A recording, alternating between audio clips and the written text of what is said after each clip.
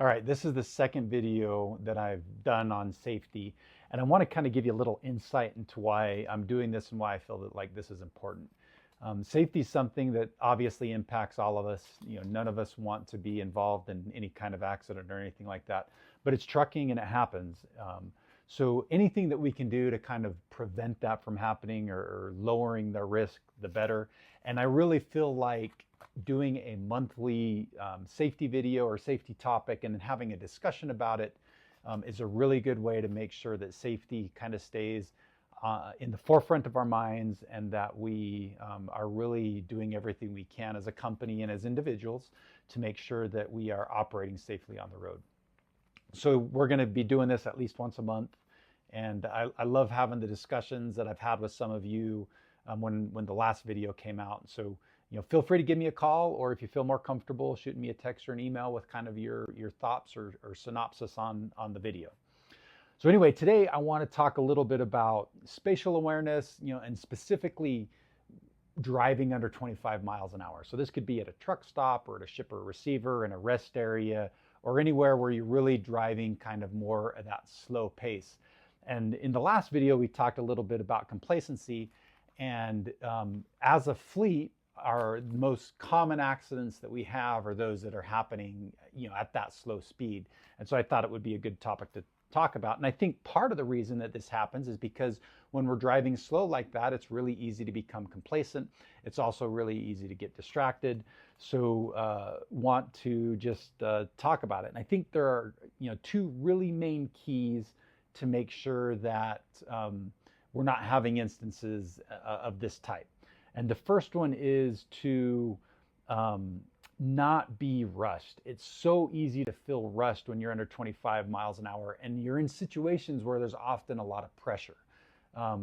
If you're at a truck stop and you're trying to back into a spot to spend the night, you've probably got cross traffic that you're stopping as you're backing in.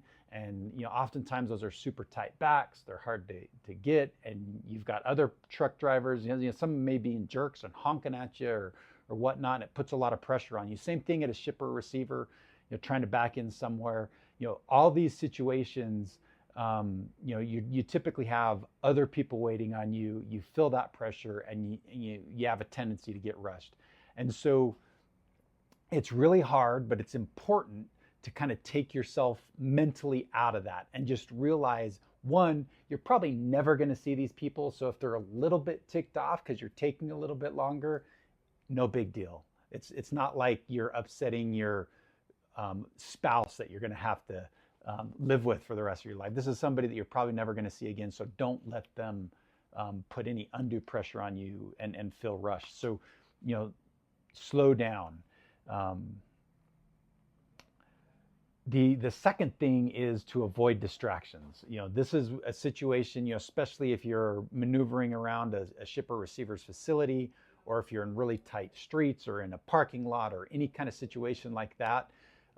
You don't want to have any distractions going on, because it is really easy, especially if it's night, to miss something or to not see something. And if you're being distracted, you're way more likely to miss, that little bollard or something that your truck could run into, or a curb or a rock, or any one of these myriad of things that are obstacles, or another vehicle that you could potentially run into. So you don't want to have any distractions happening that might take your attention away from the important things going on around you. So don't talk on the phone when you're in these kind of situations. Turn off the radio. And I always, even in the middle of the winter, turn or roll both windows down, passenger and driver's side window, so I can hear what's going on around me. If you do that, you avoid those distractions, you're way less likely to run into any issues or problems, because you're more likely to spot those little things that you may not have spot otherwise. And then, I want to talk a little bit about a couple of acronyms. I know one of them you've probably all heard about: GOAL, get out and look. When you're in a tight spot like that, whether you're backing or you're making a tight corner or anything like that, you're going to sometimes have blind spots. And it doesn't hurt to take the time to step out of the truck and go check that blind spot. Again, that helps with your situation, spatial awareness. You know what's going on in front to both sides in the rear of your truck, and you're not going to hit anything. It's always way more embarrassing to be involved in an accident, to be involved a little fender bender, than it is to just get out and look, even though you may be slowing other people down. So that GOAL acronym, I lived by it. I'm not the world's great backer in the world, the best backer in the world. I always got out and looked. Like, I'd swallow my pride. And even though I was pretty confident I was fine, I'd still oftentimes get out and just double check and make sure. I'd rather look stupid to the driver next to me that I'm never going to see in my life, rather than to somebody else I'm working with that I have to deal with because I've gotten in an accident or I caused some kind of damage.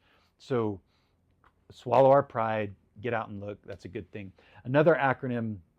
So from the last video, I had a really good discussion with Rob, and he shared one that I really liked that I'd never heard before. And I can't remember exactly what he called it. Triple LC, or it's LLLC.